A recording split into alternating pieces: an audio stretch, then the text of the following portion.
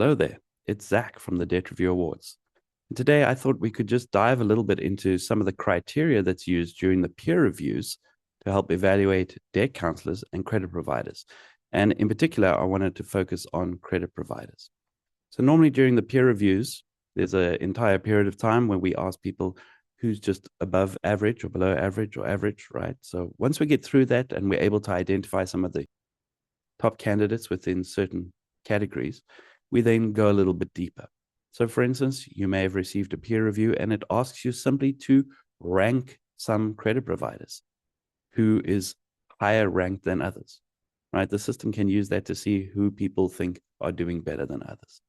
It may be a small group of people within a very particular niche of credit providing. So it could be in the vehicle finance category, for instance, and it asks you to rank people. But we do have very in-depth peer reviews as well that maybe even combine a ranking section with a rating section. So the ratings are a bit more in-depth and they look at things like particular steps of the debt review process and how the credit provider is doing. So let's go through a few. This is not an exhaustive list, but it'll give you an idea of the type of criteria that are being considered if you yourself are a credit provider. So you might be asked as a debt counselor, how quickly do you get COBs from this credit provider? Do they happen instantaneously? Do you have to wait days? Do you have to wait months and you never get them, right? That's something that gets rated. And the debt counselors get to say whether that's done very quickly or if it takes a very long time. There's other things like how your brand as a whole treats the customer once they enter debt review. So that's things like harassing clients for payments or continuing with the collections process, even if the person has entered debt review. Debt counselors get to share experience on whether that happens to their clients or not, and whether it happens a lot or very seldom. There's some other technical stuff. So for instance, the cancellation of debit orders. Is it easy? Is it successful? Does it happen? Or are you still hitting those clients' accounts and taking out funds? And how often does it happen? With how many clients does it happen? We have things like, do you adhere to the industry timelines, the usual way of doing debt review? Are you firmly within that timeline? Are you right on the edge of that timeline? Or are you maybe lagging a bit behind? When we discuss as debt counselors dealing with a credit provider, it often in our mind has to do with when we send in proposals and the responses we get. So one of the things we focus on is counter proposals.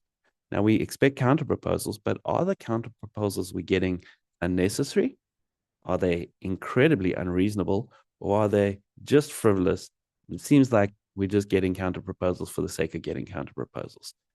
And debt counselors get to evaluate how often that happens and with how many of their clients that happens. We also look at the use of DCRS.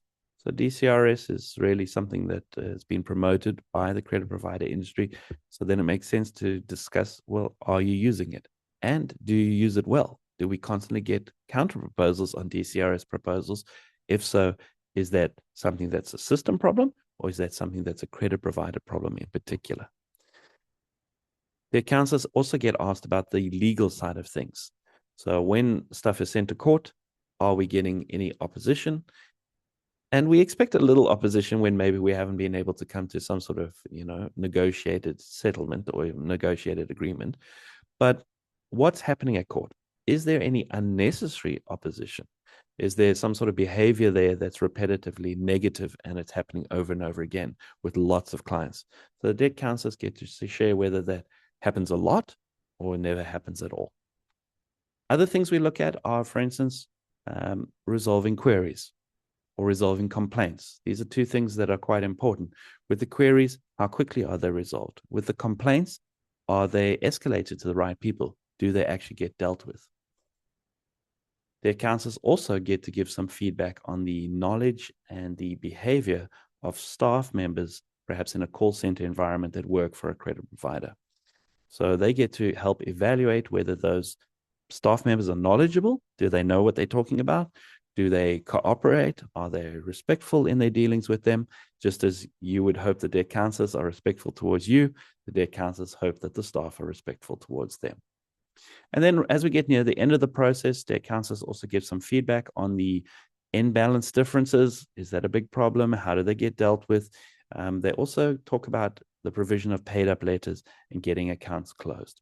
So these are important things to debt counselors, important things to the consumer's journey through debt review.